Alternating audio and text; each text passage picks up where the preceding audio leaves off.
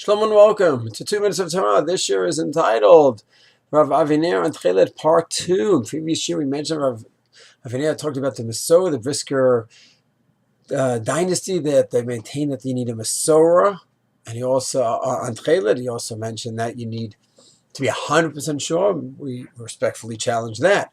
Another point he mentions regarding why we do not wear Techelet, because it says it's casting an aspersion on early generations. Motzi Laz, it's being Motzi Laz, like, oh, they weren't good enough. We know how to do mitzvahs properly. They don't know what they were doing. They didn't know what they were doing.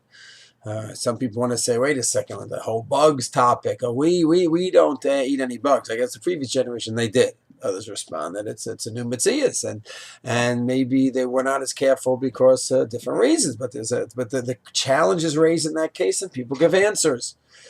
So here also a challenge, it's a legitimate challenge right now. So we're from them that they weren't careful, and we're careful. We're better.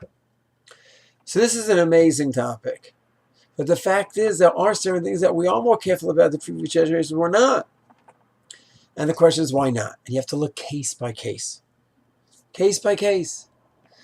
Rabbi Zion Twersky has a beautiful shir on Techelet where he mentions that the tefillin straps nowadays are dipped into the black. Dipped into black, and both sides are black. And why don't we say it? Many poskim are fine with it. Many Sofrim from Yeri Shemaim Sofrim, they sell it that way. Well, no, they didn't do it a few years back. This is more efficient because it sinks in. It's dipped into the ink and it stays much, much better.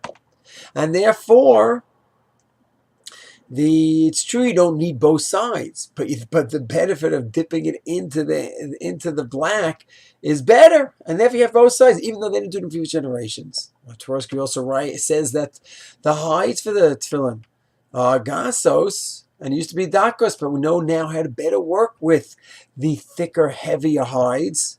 And therefore, that's what we use for tefillin today. Oh, they didn't do it previous generations.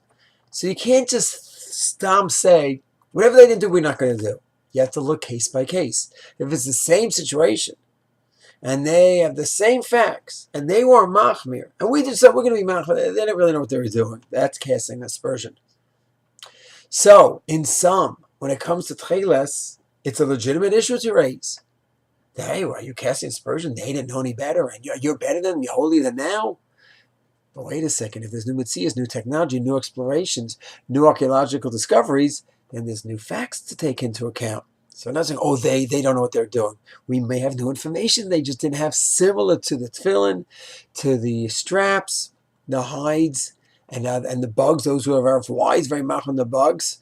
So let's say certain things we didn't have then, so he might have certain reasons why certain facts are different. So you really need to look at the case by case. Shalom.